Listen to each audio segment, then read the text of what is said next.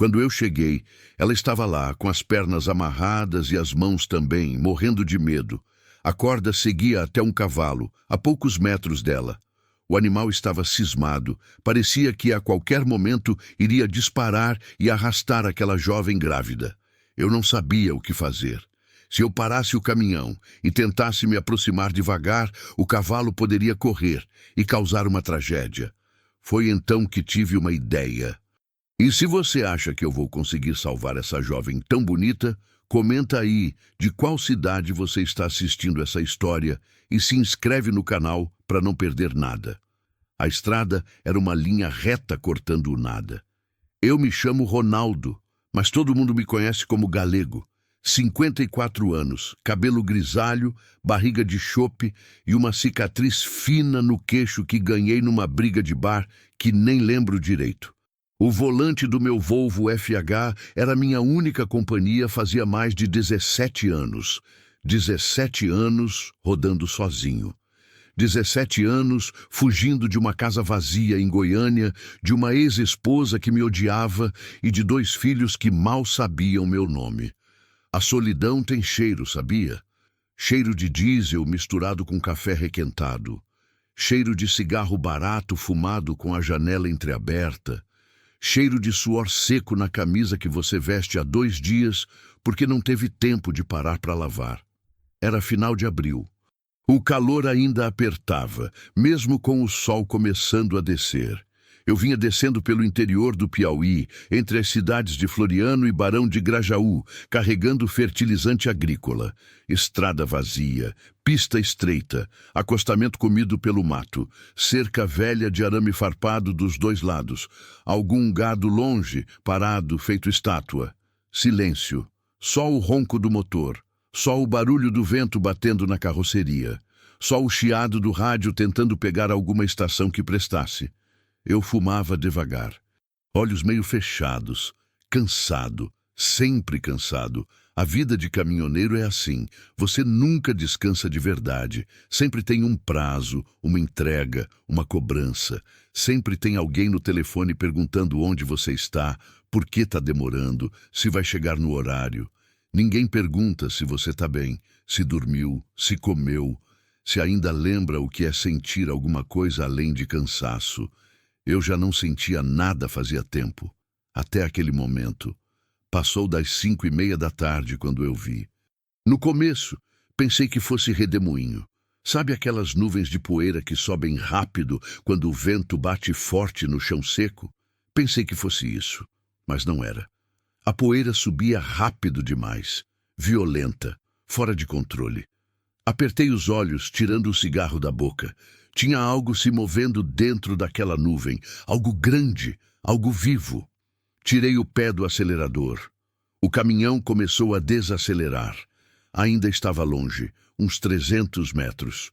Mas a cada segundo que passava, a poeira ficava mais densa, mais alta, mais assustadora. Meu estômago apertou, algo estava muito errado. Quando cheguei a uns 200 metros, consegui ver melhor. Um cavalo, branco, grande, agitado, pulando, relinchando, batendo os cascos no chão com uma força que levantava a terra para todo lado. E ao lado dele, no chão, uma pessoa, uma mulher, caída de lado. Eu pisquei sem acreditar. Achei que estava vendo errado. Mas não, ela estava lá. E o cavalo? Meu sangue gelou. A mão dela estava presa na corda da sela.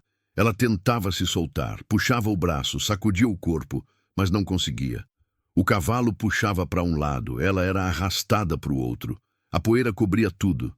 Eu mal conseguia ver direito. Mas dava para entender. Se aquele cavalo disparasse, ele ia arrastar ela. E ela estava grávida, muito grávida. A barriga era enorme, redonda, impossível de ignorar. Ela tentava proteger com o braço livre, mas o cavalo não parava de puxar. Ela gritava.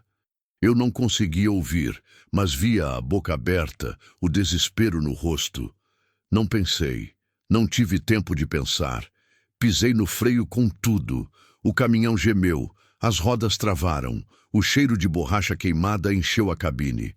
Parei de lado, atravessado na pista, levantando mais poeira ainda. Nem desliguei o motor, nem fechei a porta, só corri.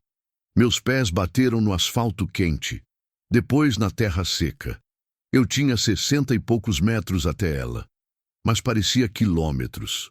Parecia que eu nunca ia chegar a tempo. O cavalo virou a cabeça na minha direção. Os olhos dele eram brancos, esbugalhados, cheios de pânico. Ele ergueu as patas dianteiras, relinchava alto, um som agudo, desesperado. A mulher gritou: "Socorro! Ele vai me arrastar! Socorro!" Eu corri mais rápido. Meu coração batia tão forte que doía. A respiração falhava. As pernas pesavam. Mas eu não podia parar. Não podia. Cheguei perto. O cavalo bateu os cascos no chão a poucos centímetros da cabeça dela. Ela tentou rolar para o lado, mas o braço preso na corda não deixava. Ela gritou de novo, e o cavalo começou a recuar, puxando ela. "Não!" eu gritei, me jogando na frente dele. O animal se assustou. Parou. Ficou parado um segundo, só um segundo, mas foi o suficiente. Agarrei as rédeas com as duas mãos perto da cabeça dele e puxei com toda a força que eu tinha. Meus pés escorregaram, a corda queimou a palma da minha mão, mas eu não soltei. "Calma, calma, bicho!" O cavalo tentou puxar de novo. Eu segurei firme, encostei meu corpo nele, bloqueando o movimento. Comecei a falar baixo, num tom que eu nem sabia que ainda existia dentro de mim. "Calma, rapaz. Calma, ninguém vai te machucar. Calma." Ele bufou, as narinas dilatadas, os olhos ainda brancos de medo. Mas parou de puxar. Continuei falando, devagar, suave. Passei a mão no pescoço dele. Senti o pelo molhado de suor. Senti o coração dele batendo rápido, descompassado. "Isso. Calma. Tá tudo bem agora." Ele abaixou a cabeça. Respirou fundo. Ainda nervoso, mas quieto. Eu soltei as rédeas devagar e me virei para a mulher. Ela estava caída de lado, o braço ainda preso na corda. Respirava rápido, ofegante. O rosto coberto de poeira, misturado com lágrimas, os olhos arregalados, cheios de terror. Eu me abaixei e, com cuidado, comecei a soltar o nó que prendia o pulso dela. A corda estava apertada. A pele embaixo estava vermelha, marcada. Meus dedos tremiam. "Calma, moça. Já já você tá livre." Ela só chorava. Não conseguia falar. O nó cedeu. A corda soltou. Ela puxou o braço de volta, segurando contra o peito, tremendo de corpo inteiro. Eu segurei os ombros dela com cuidado. "Você tá bem? Machucou alguma coisa?" Ela balançou a cabeça, mas continuou chorando. Levou as duas mãos até a barriga e começou a fazer uma coisa que me partiu por dentro. Ela falava com o bebê, baixinho, entre soluços. "Gabriel, Gabriel, tá tudo bem. A mamãe tá aqui. A mamãe tá bem. Tá tudo bem, meu filho." A voz dela era rouca, quebrada, desesperada, como se precisasse se convencer de que estava viva, de que o bebê estava vivo. Eu fiquei ali, agachado, sem saber o que fazer. Minha garganta apertou. Meus olhos arderam. Eu tinha chegado a tempo. Se tivesse demorado mais 10 segundos... Não quis pensar nisso. Olhei para o cavalo. Ele estava mais calmo agora, mas ainda agitado. Amarrei ele numa árvore próxima, bem firme, longe dela. Depois, voltei. A mulher estava sentada no chão, abraçada na própria barriga, balançando para frente e para trás. Chorava sem parar. Eu me sentei do lado dela. Não sabia o que dizer, nunca fui bom com palavras. Então, só fiquei ali, em silêncio, até ela parar de chorar. E quando ela finalmente levantou os olhos para mim, vi algo que me assustou mais do que qualquer acidente de estrada que eu já tinha visto. Vi o olhar de alguém que estava completamente sozinha no mundo. E naquele momento, sem eu saber ainda, minha vida inteira mudou de rumo. Continue e alongue o próximo. 13:52. Capítulo 2. O peso do mundo. Numa barriga de 9 meses. Ela levantou os olhos para mim e foi como se o mundo parasse. Eu já tinha visto muito sofrimento na estrada. Já tinha visto acidente com o corpo dilacerado, sangue no asfalto, gente chorando sobre caixão. Já tinha visto miséria de todo tipo, criança pedindo comida na beira da pista, mulher com olho roxo fugindo de marido, velho dormindo debaixo de viaduto. Mas o olhar daquela moça era diferente. Não era só dor, era vazio. Era o tipo de solidão que corrói por dentro, que mata aos poucos, que faz a pessoa duvidar se ainda vale a pena acordar no dia seguinte. Eu conhecia esse olhar, porque era o mesmo que eu via no espelho toda manhã. Ela tinha uns 25 anos, talvez menos. Rosto magro, queimado de sol, com manchas de poeira grudadas no suor. Cabelo preto, longo, bagunçado, com gravetos presos nos fios. Olhos castanhos fundos, inchados de tanto chorar. Lábios rachados.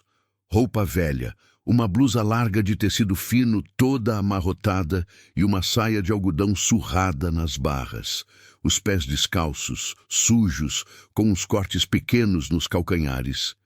E aquela barriga, meu Deus, aquela barriga era enorme. Parecia que ia explodir a qualquer momento. A blusa mal conseguia cobrir. Dava para ver a pele esticada, brilhando de suor. De vez em quando ela se mexia, o bebê chutando lá dentro, e ela levava a mão instintivamente, como se quisesse acalmar ele. Ela ficou me encarando por uns segundos longos, a respiração ainda acelerada, o peito subindo e descendo. Depois baixou os olhos e murmurou, a voz tão baixa que eu quase não ouvi. Obrigada. Só isso. Nada mais. Eu não sabia o que responder. Então só assenti com a cabeça. Ficamos ali sentados no chão, no meio do nada, com o sol começando a descer no horizonte e tingindo tudo de laranja e vermelho. O cavalo continuava amarrado na árvore, mais calmo agora, mastigando uns tufos de capim seco. O caminhão estava parado na pista, com o motor ainda ligado, a porta aberta, levantando aquela nuvem fina de fumaça do escapamento. Eu tinha que fazer alguma coisa, não podia deixar ela ali, mas antes de qualquer coisa, precisava entender o que tinha acontecido. Como você acabou presa nesse cavalo? Perguntei, tentando soar calmo. Ela demorou para responder. Ficou olhando para o chão, as mãos ainda sobre a barriga. Respirou fundo algumas vezes. Quando finalmente falou, a voz saiu fraca, trêmula. Eu estava tentando soltar ele. Soltar de onde? Da cerca. Ela apontou com o queixo para trás, onde tinha uma cerca velha de arame farpado uns 50 metros adiante. Ele estava preso. O casco tinha enroscado no arame. Eu vi ele se debatendo, tentando sair, machucando a perna. Tentei ajudar. E você estava sozinha? Ela assentiu. Mas como... Eu parei tentando entender. Como o seu braço ficou preso na corda? Ela fechou os olhos e uma nova onda de lágrimas desceu pelo rosto. Eu enrolei a corda no pulso para ter mais força. Achei que conseguiria segurar ele enquanto soltava o casco. Mas ele se assustou, puxou com tudo e eu caí. Tentei soltar a corda, mas o nó apertou. Quanto mais ele puxava, mais apertava. A voz dela quebrou no final. Ela começou a chorar de novo, mas dessa vez baixinho, tentando se controlar. Eu cerrei os dentes. Imaginei a cena, ela sozinha, grávida, tentando salvar um cavalo assustado, o animal puxando ela caindo, sem força para se soltar, sem ninguém para ajudar, arrastada pelo chão, protegendo a barriga, gritando por socorro, se eu não tivesse passado por ali. Por que você estava sozinha? Perguntei, embora já soubesse que não ia gostar da resposta. Ela não respondeu de imediato. Ficou quieta, o olhar perdido no horizonte, como se estivesse reunindo coragem para falar. Quando finalmente abriu a boca, a voz saiu diferente, mais dura, mais amarga. Porque não tem ninguém. As palavras caíram como pedras entre nós. Ninguém? Ninguém. Ela limpou o rosto com as costas da mão, espalhando mais poeira. Meu pai me expulsou de casa quando descobriu que eu estava grávida. Disse que eu tinha desonrado a família, que eu era uma vergonha. Me mandou embora no mesmo dia. Eu senti um aperto no peito. E a sua mãe? Morreu quando eu tinha 12 anos. Ela engoliu seco. Era só eu e meu pai. E agora? Agora não é nem isso. E o pai da criança? Ela deu uma risada curta, amarga, sem humor nenhum. Ele sumiu. Ela olhou para a barriga. Quando eu contei que estava grávida, ele disse que não ia estragar a vida dele por causa de um erro. Pegou as coisas dele e foi embora. Nem sei para onde. A raiva subiu dentro de mim. Aquela raiva surda, pesada, que dói no peito. Raiva de homem covarde que abandona mulher grávida. Raiva de pai que rejeita filha. Raiva desse mundo torto onde gente boa sofre e gente ruim sempre se dá bem. Há quanto tempo você está sozinha? 3 meses. Ela respirou fundo. Meu pai me mandou embora no 6º mês. Fiquei uns dias na casa de uma conhecida, mas ela não podia me manter. Depois fui para outra cidade, tentei arrumar trabalho, mas ninguém contrata mulher grávida. Dormi em abrigo, dormi na rua, dormi onde dava. A voz dela foi ficando cada vez mais baixa, mais cansada. Há uma semana, consegui um lugar para ficar. Uma fazendinha pequena, uns 20 quilômetros daqui. O dono deixou eu dormir no galpão em troca de ajuda com os animais. Não era muito, mas era alguma coisa. Até hoje de manhã, ela parou, mordeu o lábio. O que aconteceu hoje de manhã? Ele tentou... Ela engoliu seco. Ele tentou me tocar. Disse que se eu não deixasse, ia me mandar embora. Eu fugi. Peguei o cavalo dele e fugi. Minha mão fechou num punho involuntário. Você fugiu a cavalo? Grávida de 9 meses? Eu não sabia o que fazer. Ela levantou a voz desesperada. Eu não tinha para onde ir. Não tinha dinheiro, não tinha nada. Pensei que conseguiria chegar na cidade mais próxima, pedir ajuda. Mas o cavalo se assustou com um caminhão que passou. Disparou para o mato. Eu tentei segurar, mas ele era forte demais. Acabei caindo. Ele continuou correndo até prender a pata na cerca. E eu só tentei ajudar. Ela voltou a chorar. Eu fiquei ali, digerindo tudo aquilo, tentando processar. Uma moça sozinha, grávida, sem família, sem dinheiro, sem abrigo. Fugindo de um homem que tentou abusar dela. Quase arrastada até a morte por um cavalo. E em poucas horas, talvez menos, ela ia entrar em trabalho de parto. Eu olhei em volta. Estrada vazia, nenhum carro, nenhuma casa, nenhuma ajuda. Olhei para o céu. O sol já estava quase se pondo. Em menos de 1 hora ia escurecer. Olhei para ela, trêmula, exausta, encurvada sobre a própria barriga. E então olhei para o meu caminhão.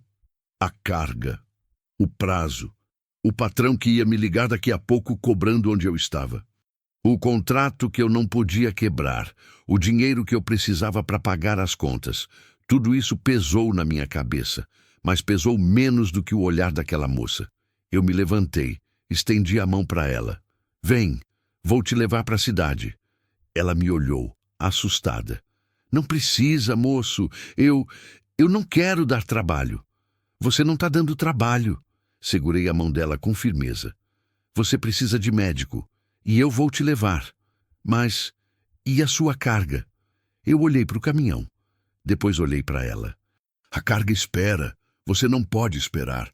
Ela começou a chorar de novo, mas dessa vez era diferente. Era alívio, era gratidão, era esperança. Eu ajudei ela a se levantar. Ela pesava pouco, apesar da barriga. Magra demais, ossos salientes. Eu sentia ela tremendo. Caminhamos devagar até o caminhão. A cada passo ela gemia baixinho, a mão na lombar. Eu segurava o braço dela com cuidado. Quando chegamos na cabine, ajudei ela a subir. Foi difícil. A barriga atrapalhava. Ela teve que se apoiar em mim, subir um degrau de cada vez, respirando fundo, gemendo de dor. Finalmente ela se sentou no banco do carona. Encostou a cabeça no apoio e fechou os olhos, exausta. Eu dei a volta, subi do outro lado, peguei uma garrafa de água que tinha no porta-objetos e dei para ela. Bebe, devagar. Ela bebeu. A água escorreu pelo canto da boca, lavando um pouco da poeira. Ela bebeu quase tudo. Obrigada, ela sussurrou. Como você se chama? Perguntei, ligando o motor. Dalva. Dalva, repetiu o nome, testando ele na língua. Bonito, eu sou Ronaldo. Mas todo mundo me chama de Galego. Ela deu um meio sorriso. Fraco, mas real. Obrigada, Galego. Eu assenti e comecei a manobrar o caminhão de volta para a pista. Mas antes de sair, olhei para o retrovisor. O cavalo ainda estava amarrado na árvore. Calmo agora, mastigando o capim. Pensei em soltar ele, mas não dava. Ele podia ser perigoso, podia machucar alguém, ou se machucar sozinho. Mas também não podia deixar ele ali, amarrado, sem água, sem comida. Peguei o celular, liguei para a polícia rodoviária, expliquei a situação. Disseram que iam mandar alguém buscar o animal. Desliguei, engatei a marcha, saí devagar de volta para a estrada. Dalva ficou quieta ao meu lado, as mãos sobre a barriga, os olhos fechados. Mas de repente ela gemeu, alto, agudo. Eu olhei para ela, assustado. Dalva, o que foi? Ela abriu os olhos. Levou a mão até a parte de baixo da barriga. O rosto se contorceu de dor. Acho que está começando. Meu sangue gelou. O quê? O bebê. Ela olhou para mim, os olhos arregalados de medo. Eu tô sentindo contração. Eu olhei para frente. Estrada vazia. Nenhuma cidade à vista. O celular no meu bolso vibrou. Era o patrão, provavelmente cobrando onde eu estava. Eu ignorei. Pisei fundo no acelerador. E pela primeira vez em 17 anos, rezei. Rezei para a gente chegar a tempo. Porque daquele momento em diante, não era só a vida dela que estava nas minhas mãos. Eram 2 vidas. E eu não podia falhar.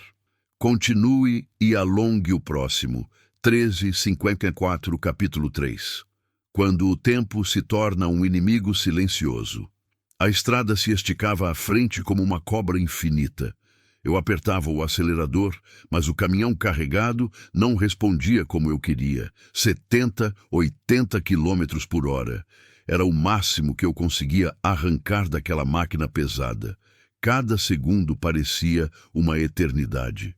Dalva estava encolhida no banco do carona, as 2 mãos agarradas na barriga, respirando rápido, curto, ofegante. A testa brilhava de suor, os olhos apertados com força. Quanto tempo entre uma contração e outra?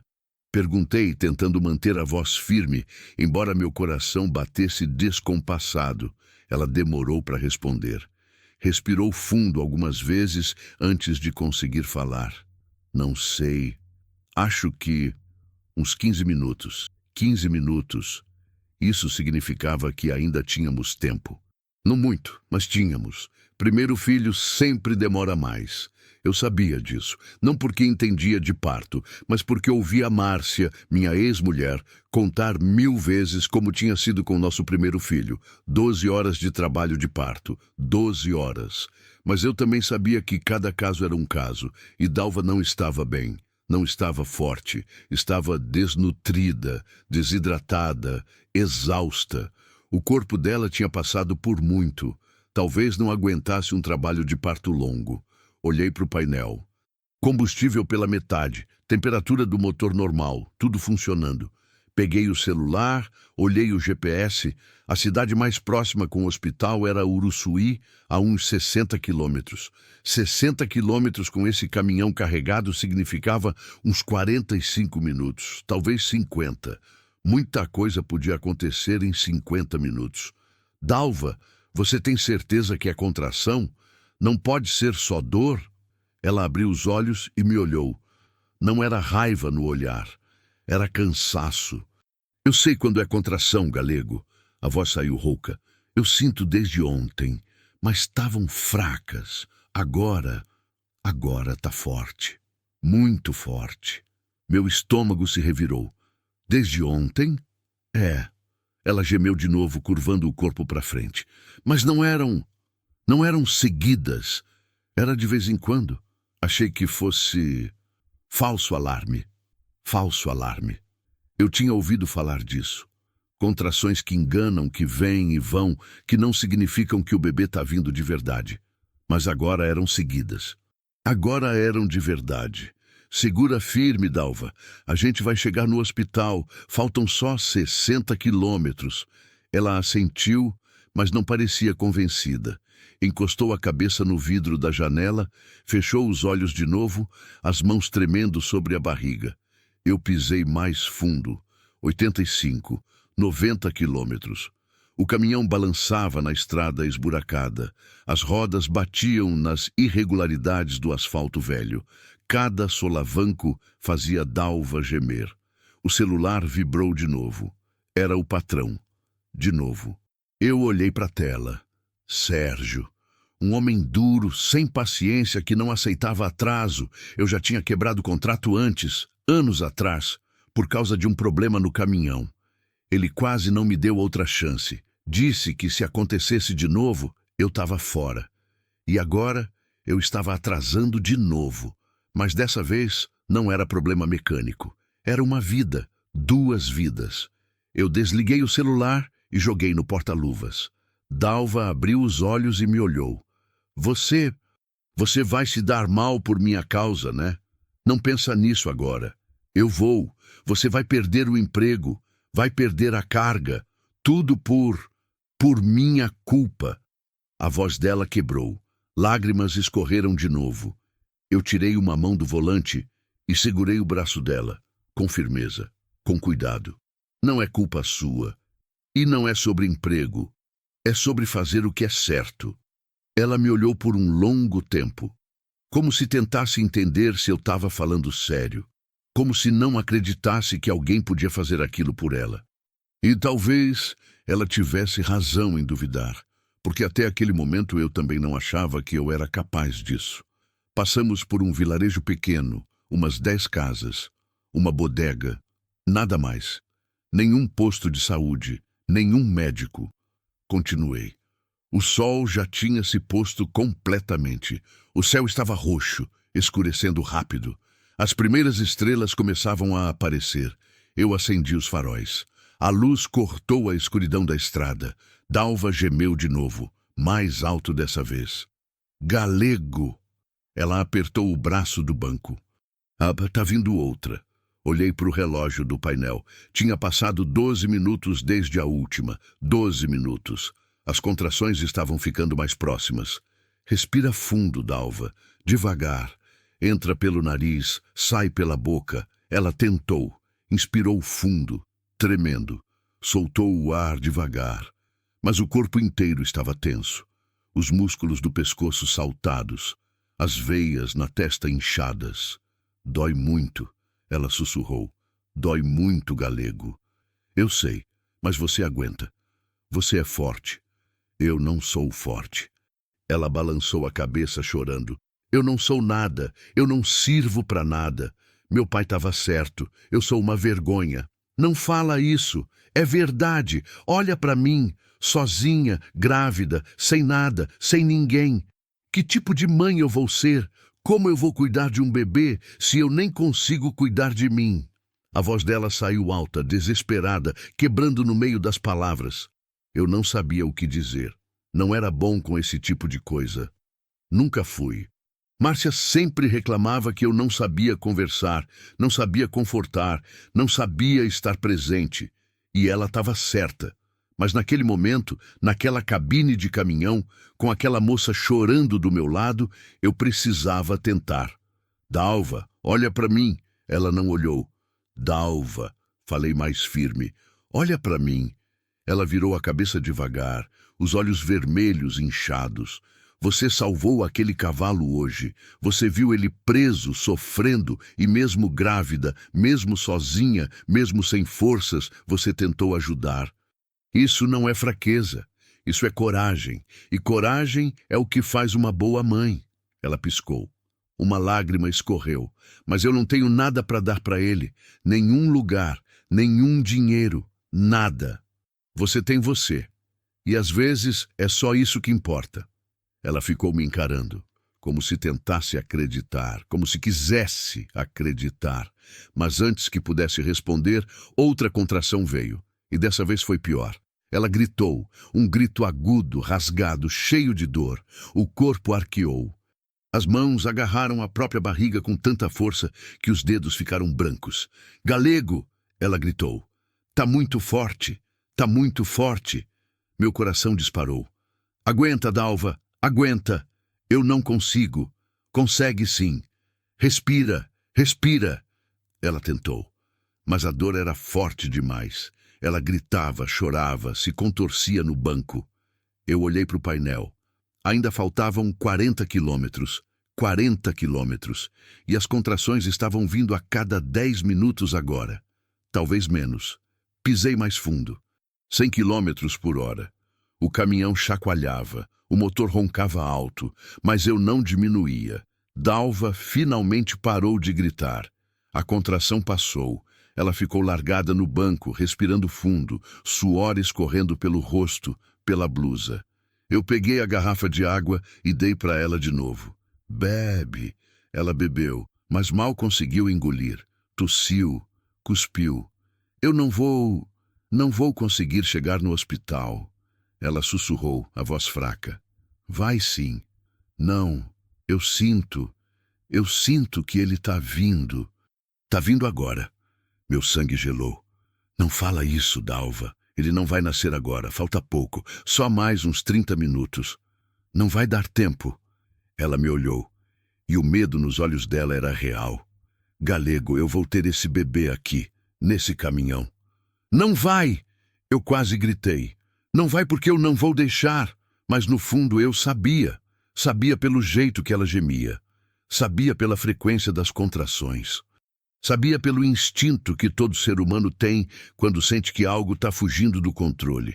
O bebê estava vindo, e não tinha nada que eu pudesse fazer para impedir. Eu vi uma placa. Posto Estrela do Norte, 8 quilômetros. Posto de gasolina. Não era hospital, mas era alguma coisa. Talvez tivesse alguém lá que pudesse ajudar, talvez tivesse um lugar mais limpo, mais seguro. Dalva, segura mais um pouco. Tem um posto logo ali. A gente para lá.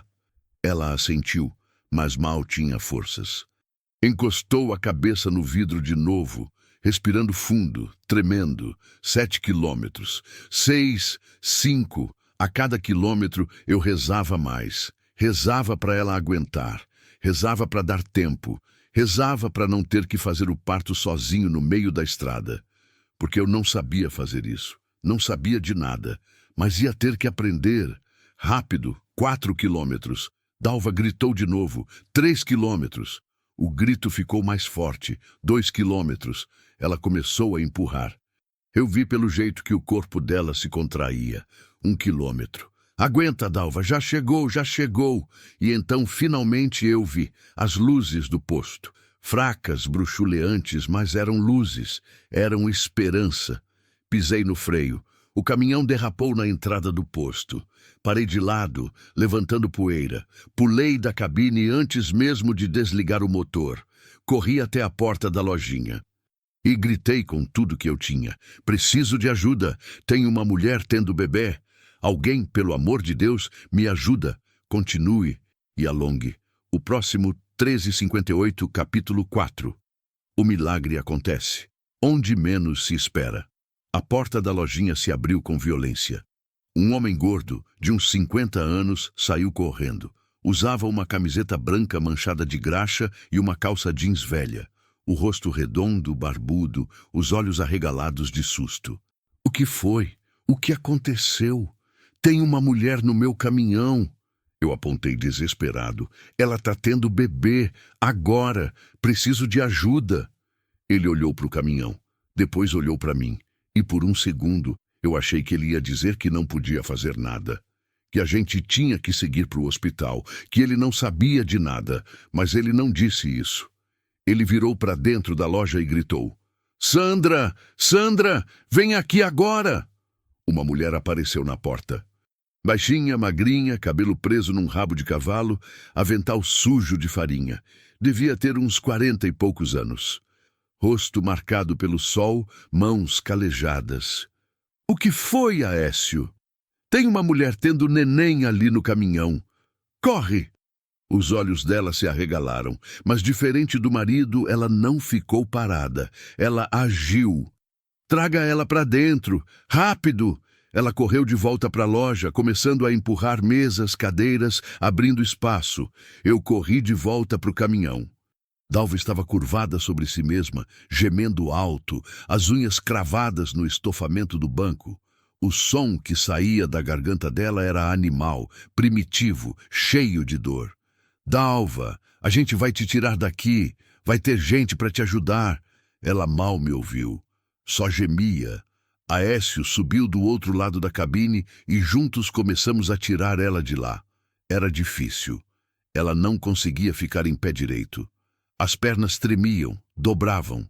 Eu segurei ela pela cintura, Aécio segurou o outro braço e começamos a caminhar. Cada passo era uma agonia.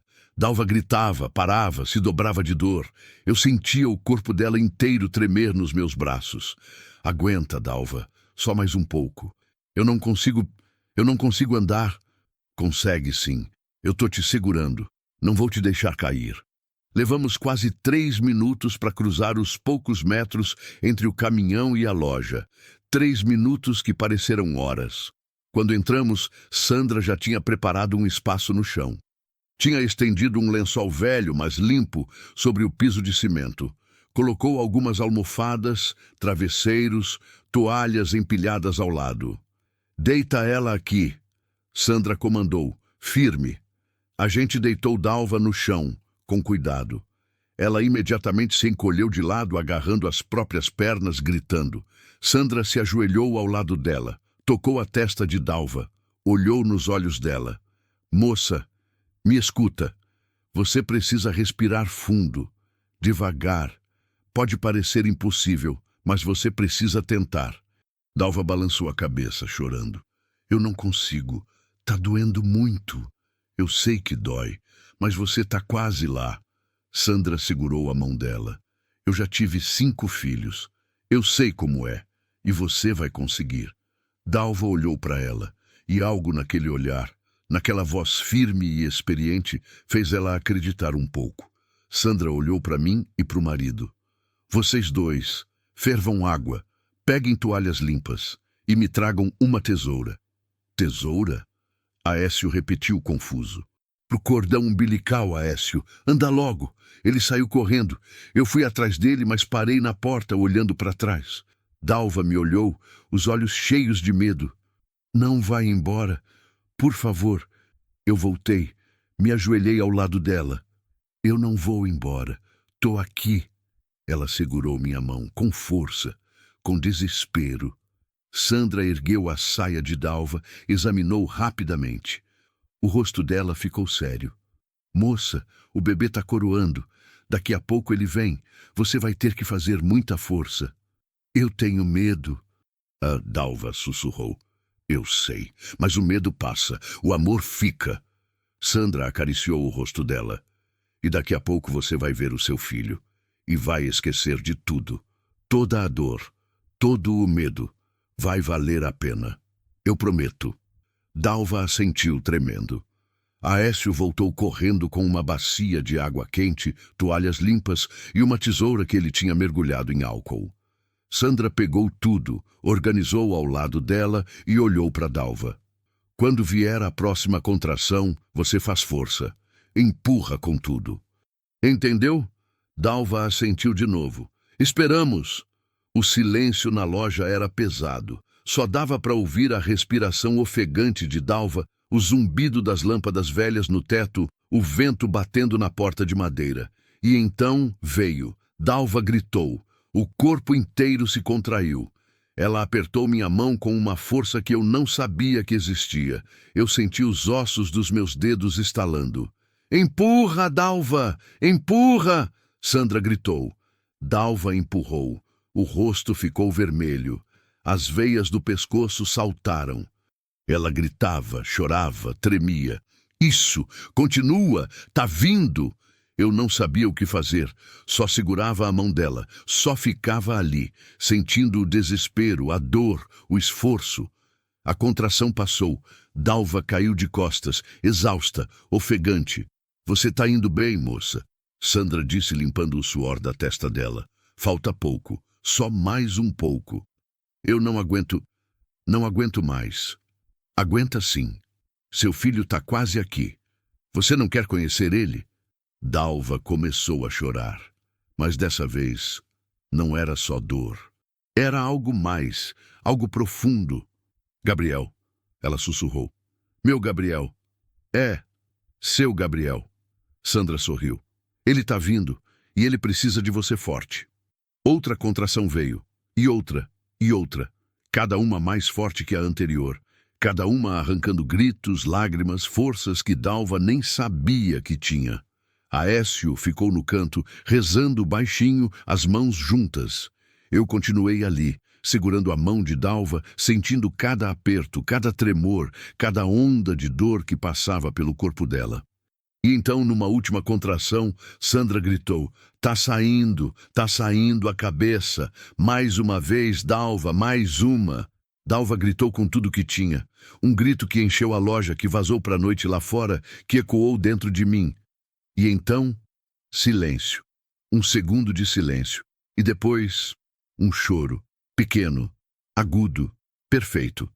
Sandra ergueu um bebê, minúsculo, vermelho, coberto de sangue e líquido, mas vivo, chorando, movendo os bracinhos.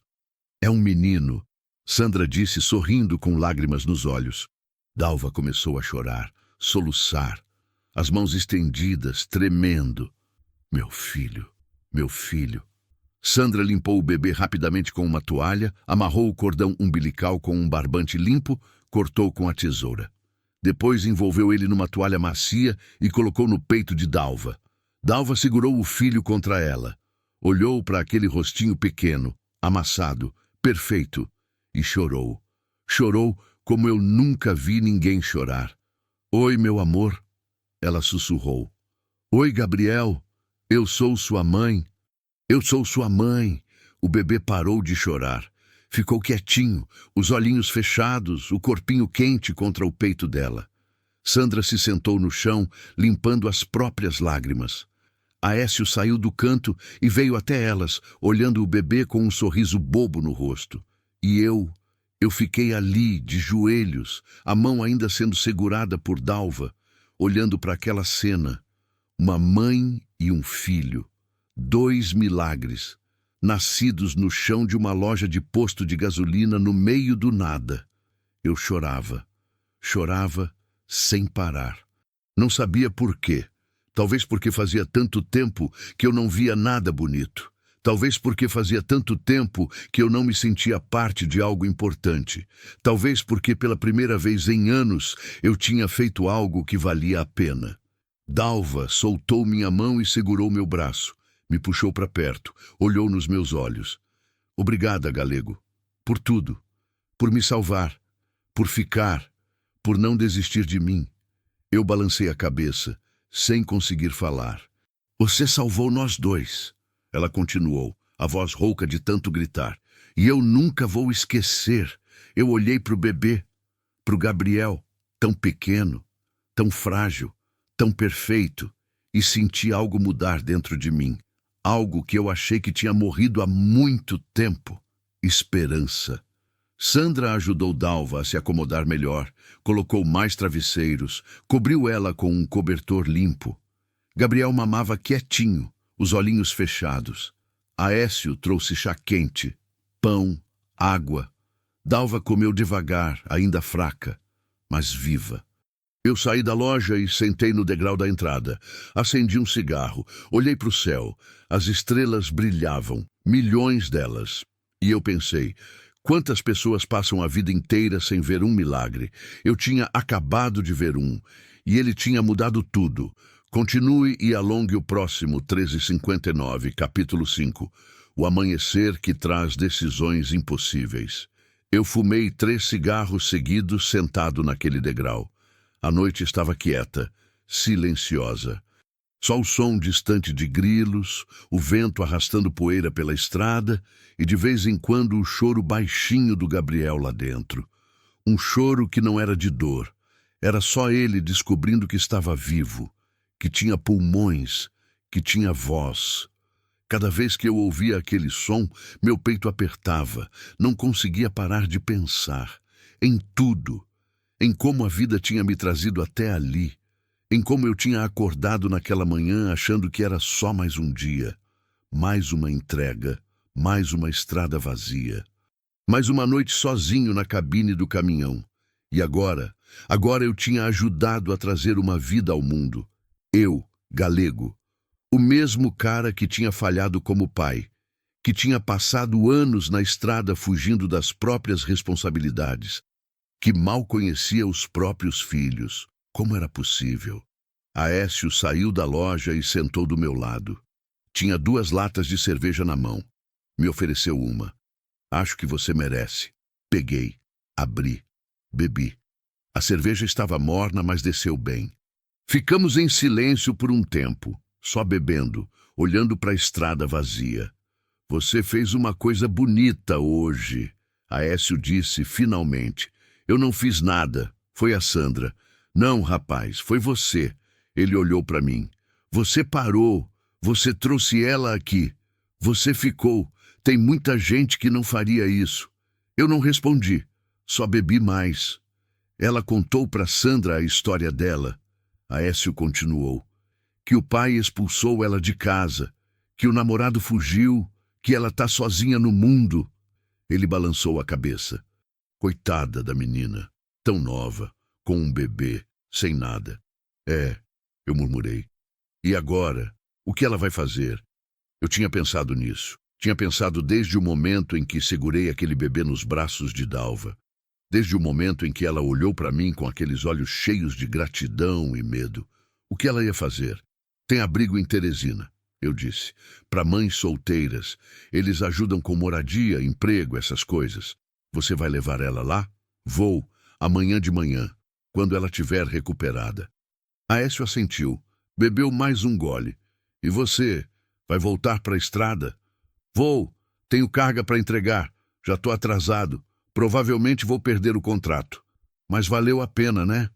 Eu olhei para ele, para o rosto sincero, para o sorriso pequeno no canto da boca. Valeu, eu disse. E era verdade. Ficamos mais um tempo ali, bebendo, fumando, em silêncio, até que Sandra abriu a porta. Galego, ela tá pedindo por você. Apaguei o cigarro. Levantei. Entrei. Dalva estava deitada no canto da loja, sobre um colchonete que Sandra tinha improvisado. Gabriel dormia no peito dela, enroladinho numa mantinha velha. Ela estava pálida, exausta, mas tinha um sorriso fraco no rosto. Quando me viu, o sorriso cresceu um pouco. Oi, ela sussurrou. Oi. Me aproximei, me abaixei ao lado dela. Como você tá? Cansada, dolorida, mas feliz. Ela olhou para o bebê. Olha ele, Galego. Olha como ele é perfeito. Eu olhei. Gabriel era minúsculo. A pele ainda meio avermelhada, os olhinhos fechados com força, os dedinhos pequenos fechados em punhos. Perfeito mesmo. É um guerreiro, eu disse, igual a mãe dele. Dalva riu baixinho, mas o riso se transformou em lágrima. Eu tenho tanto medo, Galego. Medo de quê? De tudo. De não conseguir cuidar dele, de não ter dinheiro, de não ter onde morar, de ser uma mãe ruim. A voz dela quebrou. Como eu vou criar ele sozinha? Eu não sabia o que dizer. Não tinha resposta para isso. Porque eu também tinha medo. Medo de não conseguir ajudar. Medo de fazer a coisa errada. Mas eu precisava dizer alguma coisa. Dalva, você não vai estar sozinha. Ela me olhou, confusa. Como assim? Amanhã eu te levo para Teresina. Tem um abrigo lá. Bom, eles vão te ajudar a conseguir emprego, moradia, tudo o que você precisa. O rosto dela se fechou. Abrigo? É um lugar seguro, com estrutura, pessoas que entendem da situação. Você não vai ficar na rua, Dalva. Ela ficou quieta por um tempo, olhando para o filho, os dedos acariciando a cabecinha dele devagar. Eu não quero ir para abrigo, ela disse finalmente. Por quê? Porque abrigo não é família. Ela me olhou. Eu cresci sem mãe, Galego. Meu pai nunca me deu carinho, nunca me abraçou, nunca disse que me amava. Eu não quero que meu filho cresça assim, num lugar frio, sem afeto, só porque é seguro. Mas, Dalva, você precisa de ajuda, precisa de estrutura. Como você vai trabalhar? Como vai se sustentar? Eu não sei. Ela levantou a voz, mas logo se controlou para não acordar o bebê. Eu não sei, Galego, mas eu sei que não quero deixar meu filho num lugar onde ele é só mais um bebê sem pai, mais uma mãe sem dinheiro, mais uma história triste. Eu entendi. Entendi porque eu também tinha crescido assim, sem afeto, sem presença. Meu pai trabalhava o dia inteiro, minha mãe bebia. Eu fui criado na rua, pelos vizinhos, por quem tivesse paciência, e eu tinha jurado que quando tivesse filhos seria diferente, mas não fui. Fui pior, porque eu escolhi a estrada, escolhi fugir, escolhi não estar presente, e agora meus filhos mal sabiam quem eu era. Então, o que você quer fazer? Perguntei baixo. Dalva me olhou, e o que ela disse em seguida me pegou completamente desprevenido. Quero ficar com você. Eu pisquei. O quê? Quero ficar com você, Galego. Ela segurou meu braço. Só até eu me recuperar. Só até eu conseguir me virar sozinha. Por favor. Dalva, eu não posso. Por favor. As lágrimas desciam.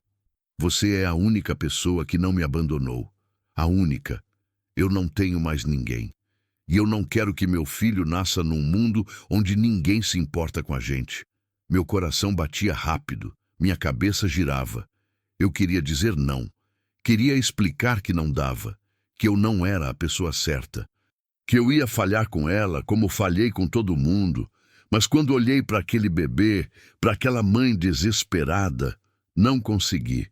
Dalva, eu não sei ser pai. Eu já falhei nisso antes. Eu não tô pedindo para você ser pai dele. Ela balançou a cabeça. Só tô pedindo para você me ajudar, até eu conseguir andar com as próprias pernas. Eu olhei para Sandra, que estava parada na porta, observando tudo. Ela não disse nada, só me olhou. E naquele olhar eu vi um pedido silencioso. Não abandona ela. Eu respirei fundo, olhei para Dalva de novo e disse algo que mudou minha vida para sempre. Tá bom, você pode vir comigo. Os olhos dela se encheram de lágrimas, de alívio, de gratidão. Sério? Sério. Eu segurei a mão dela. Mas só até você conseguir se virar, entendido? Ela assentiu, chorando, sorrindo. Obrigada, Galego, obrigada. Eu não respondi. Só fiquei ali, segurando a mão dela, sentindo o peso da decisão que acabei de tomar, porque eu sabia que não era só até ela se virar. Eu sabia que, a partir daquele momento, minha vida não seria mais só minha. E pela primeira vez em muito tempo, isso não me assustou. Me deu propósito. Dalva dormiu a noite inteira com Gabriel no peito. Sandra ficou de olho, acordando de hora em hora para ver se estava tudo bem. Aécio preparou um quarto improvisado nos fundos do posto, com um colchão velho, mas limpo, lençóis lavados, uma bacia com água para Dalva se lavar. Eu fiquei na cabine do caminhão. Tentei dormir, mas não consegui. Ficava olhando para o teto, pensando no que eu tinha feito, no que ia fazer. Peguei o celular. Tinha 23 ligações perdidas. 17 mensagens, todas do patrão. A última dizia: se você não entregar essa carga até amanhã de manhã, considera-se demitido. Eu olhei para a mensagem por um longo tempo, depois apaguei e dormi. Quando acordei, o sol já estava alto, devia ser umas 9 da manhã. Saí do caminhão, entrei na loja. Dalva estava sentada numa cadeira, amamentando Gabriel. Ela sorriu quando me viu. Bom dia, bom dia. Dormiu bem? Melhor do que eu esperava. Ela olhou para o filho. Ele acordou 3 vezes para mamar, mas está tranquilo. Sandra trouxe café, pão, queijo. A gente comeu juntos, em silêncio.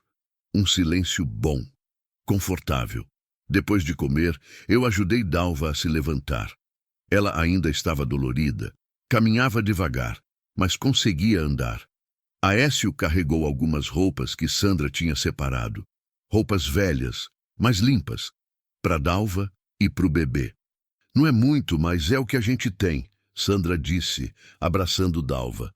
Obrigada por tudo. Vocês salvaram minha vida. Foi o galego que salvou. Sandra olhou para mim. A gente só ajudou. Eu não respondi. Só ajudei Dalva a subir no caminhão. Aécio e Sandra acenaram enquanto a gente saía. Eu buzinei. Eles sumiram no retrovisor. Dalva estava sentada no banco do carona, Gabriel nos braços, olhando pela janela. Para onde a gente vai? Ela perguntou. Eu tinha pensado nisso a noite inteira. E tinha tomado uma decisão. Para Goiânia, para minha casa. Ela me olhou surpresa. Sua casa? É, tem uma casa lá. Pequena, mas tem espaço. Você pode ficar até conseguir se organizar. Mas... e a sua família? Não tenho família. Minha voz saiu mais dura do que eu queria. Minha ex-mulher me deixou.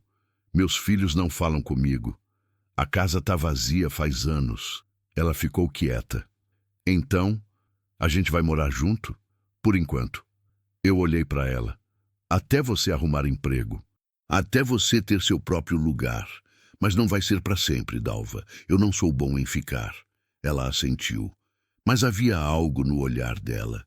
Esperança e medo. E eu sentia a mesma coisa. Porque eu sabia que essa decisão ia mudar tudo. Mas não sabia se para melhor ou para pior. Só sabia que não podia deixar ela sozinha. Não agora. Não depois de tudo. E assim a gente seguiu. Pela estrada. Rumo a um futuro incerto. Mas juntos. E talvez fosse o suficiente. Por enquanto. Continue e alongue o próximo 14/01, capítulo 6. O peso de uma casa vazia e um coração cheio. A viagem até Goiânia levou quase 8 horas. Normalmente eu faria em 6, mas parei 3 vezes. Uma para Dalva ir ao banheiro, outra para ela trocar a fralda improvisada do Gabriel. E a terceira porque ela começou a chorar, do nada, e não conseguia parar. Eu estacionei no acostamento, no meio do nada, e esperei. Não sabia o que fazer, não sabia o que dizer, então só esperei. Depois de uns 10 minutos, ela limpou o rosto e disse, desculpa. Não precisa pedir desculpa. É que tudo isso é muito de repente. Ela olhou para o bebê dormindo no colo dela. Ontem de manhã eu estava fugindo de um homem que tentou me abusar. À tarde eu quase morri arrastada por um cavalo. De noite eu tive meu filho no chão de um posto. E agora eu estou indo para a casa de um homem que eu mal conheço. Ela riu, um riso sem graça, misturado com soluço. Minha vida virou de cabeça para baixo em 24 horas. Eu olhei para a estrada à frente, para o asfalto quente, para as cercas velhas dos dois lados, para o céu sem nuvens. A minha também. Eu disse baixo. Ela me olhou. Como assim? Ontem de manhã eu era só mais um caminhoneiro sozinho na estrada, sem propósito. Sem razão para acordar todo dia, além de entregar carga e receber dinheiro. Pausei. E agora? Agora eu tenho você e o Gabriel no meu caminhão, indo para minha casa, mudando tudo. Dalva ficou quieta por um tempo, depois disse, você se arrepende? Eu podia ter mentido, podia ter dito que não, mas não quis. Eu não sei ainda. Ela assentiu, como se entendesse. Mas eu também não sei se eu não tivesse feito isso, se eu conseguiria viver comigo mesmo. Completei. Ela sorriu, fraco, mas sincero. Então, a gente tá na mesma? É, a gente tá. Voltamos para a estrada. Chegamos em Goiânia no final da tarde. A cidade tinha mudado desde a última vez que eu tinha estado lá. Novas construções, novos prédios, novas ruas. Mas meu bairro continuava o mesmo. Periferia, casas simples, ruas de paralelepípedo, cachorros soltos, crianças jogando bola na rua. O cheiro de comida vindo das janelas abertas. Minha casa ficava no final de uma rua sem saída. Pequena, 3 cômodos, pintura descascada, portão enferrujado, mato crescendo no quintal. Estacionei o caminhão na frente. Desliguei o motor. Ficamos ali sentados em silêncio por 1 minuto. Dalva olhava para casa pela janela. Não disse nada, mas eu vi no rosto dela que ela estava avaliando, tentando entender onde tinha se metido. Não é grande coisa, eu disse, mas tem cama, tem chuveiro, tem fogão, o básico. Tá ótimo, ela respondeu rápido. Sério, é mais do que eu esperava. Desci do caminhão, abri o portão, ajudei Dalva a descer, segurando Gabriel enquanto ela pisava no chão. Ela gemeu baixinho, a mão na lombar, ainda dolorida. Devagar, eu disse. Caminhamos até a porta da frente. Peguei a chave no bolso. Girei na fechadura. A porta rangeu ao abrir. O cheiro de mofo me atingiu na cara. A sala estava vazia. Literalmente vazia. Sem sofá, sem mesa, sem nada. Só o piso de cimento frio e as paredes sujas. Márcia tinha levado tudo quando foi embora. Tudo. Até as cortinas. Eu senti vergonha. Vergonha de trazer Dalva para esse lugar. Para essa casa abandonada, suja, sem vida. Ela entrou devagar, olhando em volta. Não disse nada. Só andou até o meio da sala e parou. O quarto fica ali. Eu apontei para o corredor. Tem uma cama. Velha, mas ainda serve. Pode usar. E você? Eu durmo no caminhão. Sempre durmo lá. Ela olhou para mim, como se quisesse dizer algo, mas não disse. Fui até o quarto. Abri a porta. A cama estava lá. Velha mesmo, colchão manchado, lençóis que eu não lavava fazia meses. Mas tinha uma cama. Vou buscar lençol limpo, eu disse. Não precisa. Tá bom assim. Precisa sim. Saí do quarto e fui até o armário no corredor. Tinha 2 lençóis limpos lá no fundo. Peguei. Voltei. Troquei a roupa de cama enquanto Dalva ficava parada na porta, segurando Gabriel. Quando terminei, ela se sentou na cama. Devagar. Cuidadosa. Deitou Gabriel ao lado dela. Ele continuou dormindo. Você deve estar com fome, eu disse. Um pouco. Vou ver o que tem na cozinha. Fui até a cozinha. Abri a geladeira. Vazia. Completamente vazia. Abri o armário. Tinha um pacote de macarrão velho, uma lata de molho de tomate, sal. Nada mais. Peguei o celular. Liguei para uma pizzaria que eu conhecia. Alô? Oi, quero uma pizza grande de mussarela. Para entregar. Endereço? Passei o endereço. Desliguei. Voltei para o quarto. Dalva estava deitada de lado, olhando para o Gabriel. A mão dela acariciava a cabecinha dele devagar. Ela cantava baixinho, uma música que eu não conhecia. Fiquei ali parado na porta, só observando, e senti algo estranho. A casa não parecia mais tão vazia. A pizza chegou meia hora depois. A gente comeu na sala, sentados no chão, porque não tinha mesa. Dalva comeu 3 pedaços, rápido, como se não comesse há dias. E provavelmente não comia mesmo. Quando foi a última vez que você comeu direito? Perguntei. Ela parou de mastigar. Pensou. Não lembro. Ela engoliu. Uns 3 dias, acho. 3 dias. Grávida de 9 meses. 3 dias sem comida. Eu cerrei os dentes. Empurrei a caixa de pizza para mais perto dela. Come mais. Não quero comer tudo. Você também precisa. Eu como depois. Come. Ela hesitou, mas pegou mais um pedaço. Gabriel acordou. Começou a chorar. Aquele choro agudo de bebê com fome. Dalva largou a pizza, pegou ele no colo, começou a amamentar. Eu desviei o olhar, não por vergonha, só porque parecia íntimo demais. Algo que eu não deveria estar vendo. Galego? Dalva chamou. Olhei. Obrigada. Por tudo. Pela comida, pela casa, por não me abandonar. Eu não sabia o que dizer, então só assenti. Ela voltou a olhar para o filho. E disse algo que me pegou de surpresa. Eu vou trabalhar, vou arrumar um emprego, vou juntar dinheiro e vou sair daqui assim que puder. Não quero ser peso para você. Você não é peso. Sou sim. Ela olhou para mim. Mas vou deixar de ser. Prometo. Eu queria dizer que não precisava, que ela podia ficar quanto quisesse. Mas não disse. Porque parte de mim ainda tinha medo. Medo de me apegar. Medo de falhar de novo. Medo de que isso tudo fosse um erro. Mas outra parte sentia algo diferente. Algo que eu não sentia há muito tempo. Esperança. Naquela noite, Dalva dormiu no quarto com Gabriel. Eu fui até o caminhão, subi na cabine, me deitei no beliche estreito que tinha atrás dos bancos. Olhei para o teto e não consegui dormir.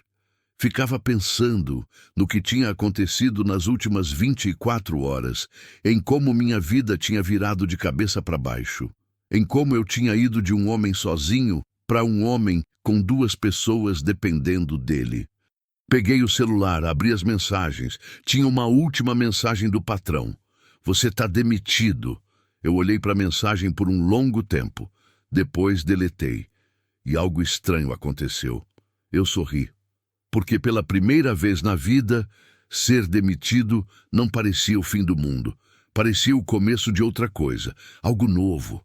Algo assustador. Mas algo real. No dia seguinte, acordei cedo.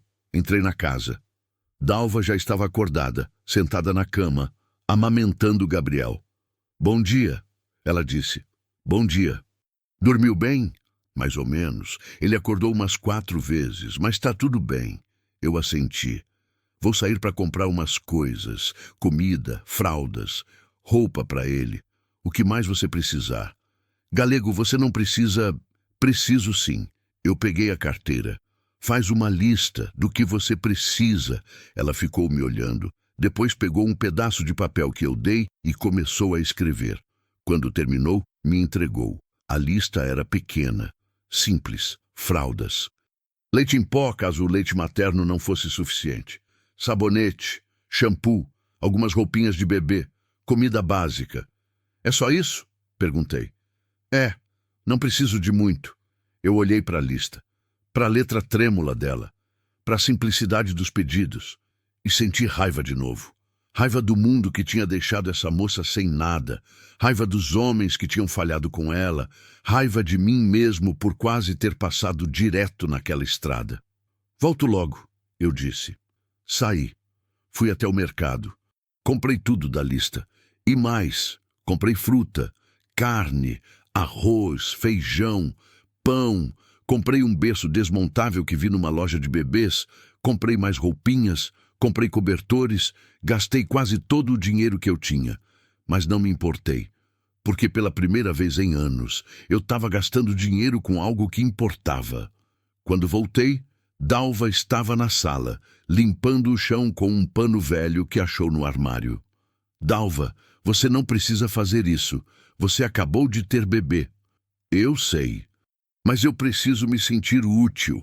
Ela limpou o suor da testa. Não posso só ficar parada. Eu entendi, porque eu também era assim.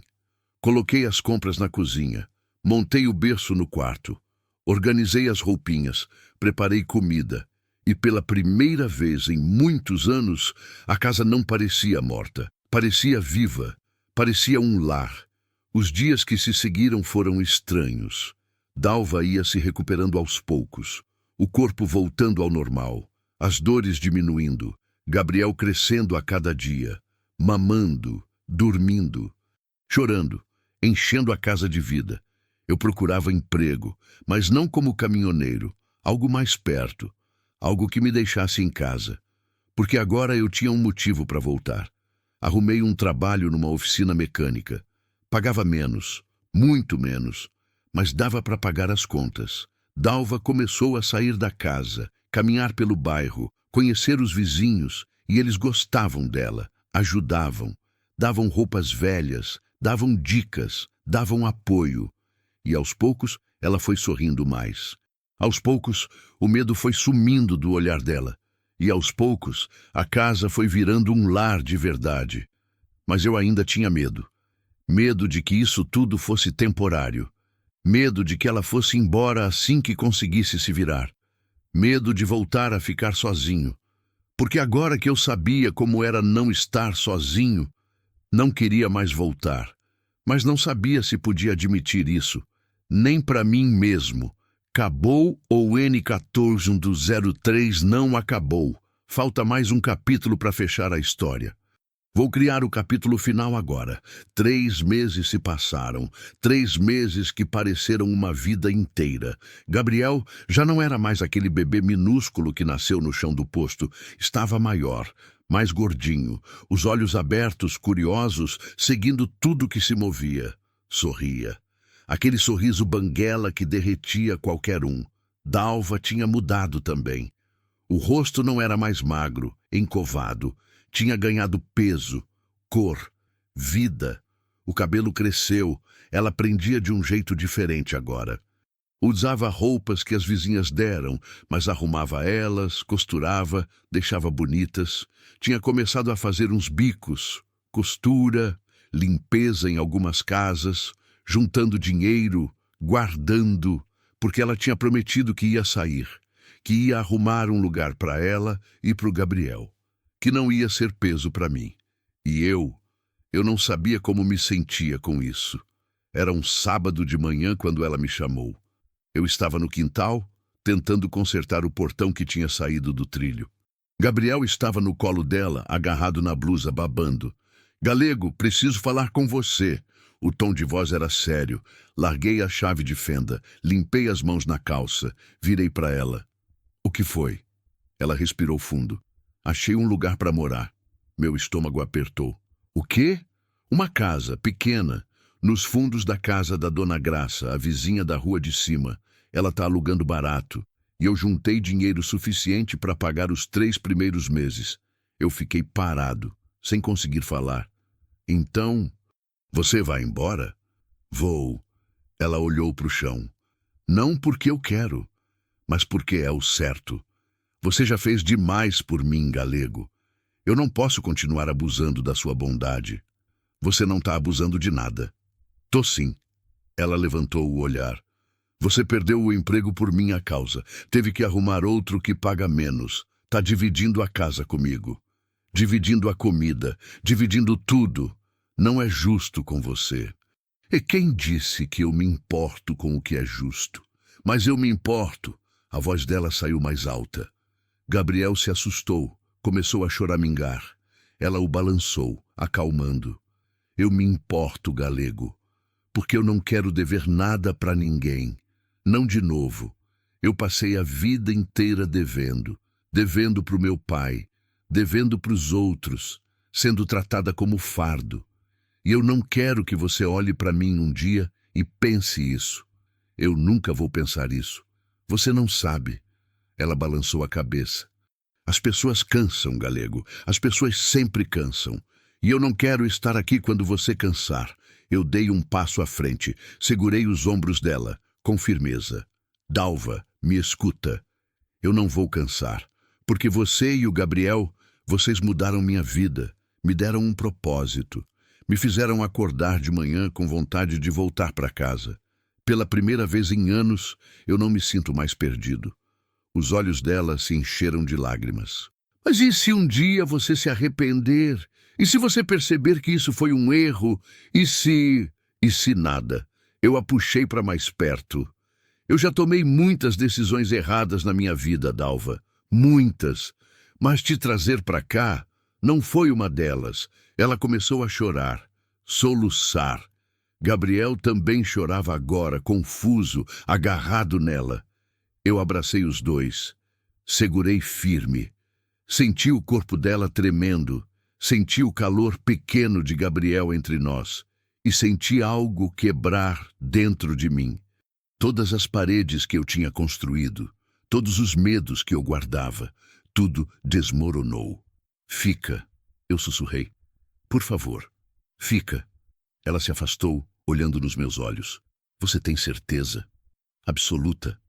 "Mas, e se eu não conseguir pagar aluguel? E se eu não conseguir arrumar emprego fixo? E se... A gente dá um jeito. Juntos."